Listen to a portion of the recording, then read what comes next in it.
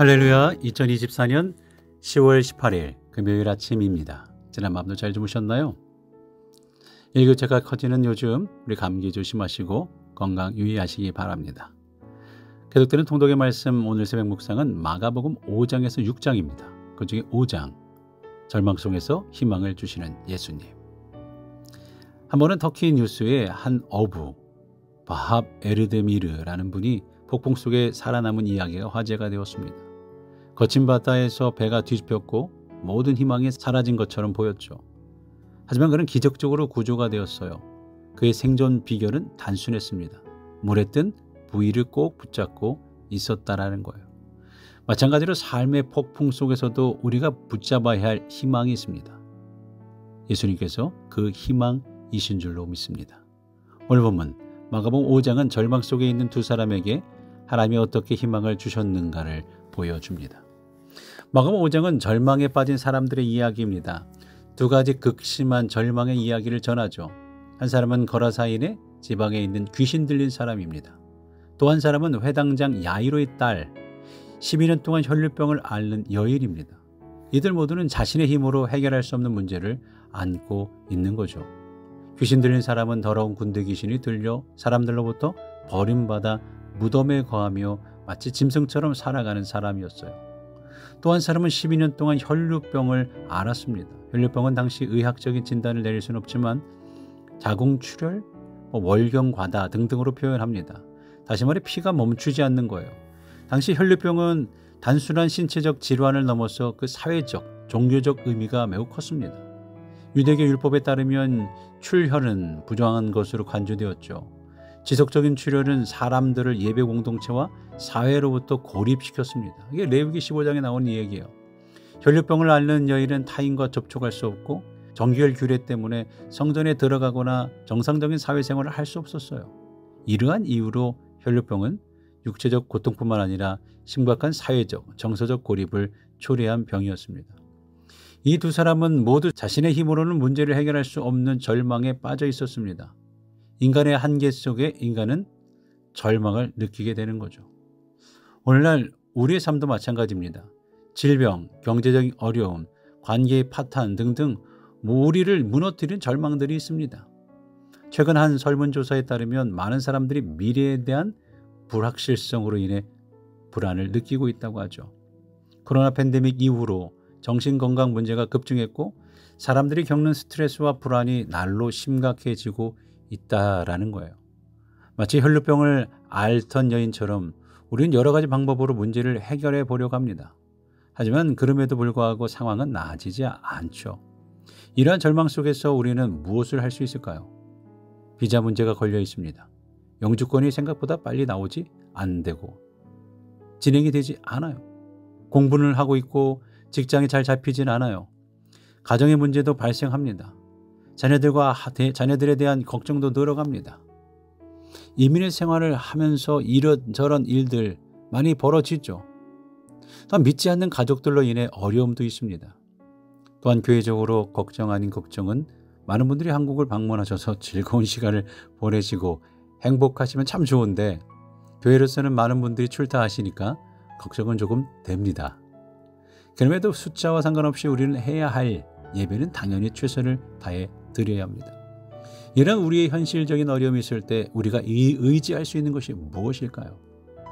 우리의 삶 속에서 있게 될 모든 절망 속에서 예수님이 찾아오심을 우리는 믿습니다. 귀신 들린 사람은 무덤가에서 사람들에게 버림받고 쇠사슬에 묶여 있습니다. 그는 자신의 힘으로 이 문제를 해결할 수 없었습니다. 모든 사람이 그를 두려워하며 멀리했습니다. 그러나 예수님도 그를 찾아오셨고 그를 괴롭히던 귀신들을 내쫓으셨어요. 그 사람은 다시 온전한 정신을 되찾았고 자유를 얻었습니다. 하나님은 그를 단순히 고쳐주신 것이 아니라 그를 그의 공동체로 돌아갈 수 있게 하셨어요.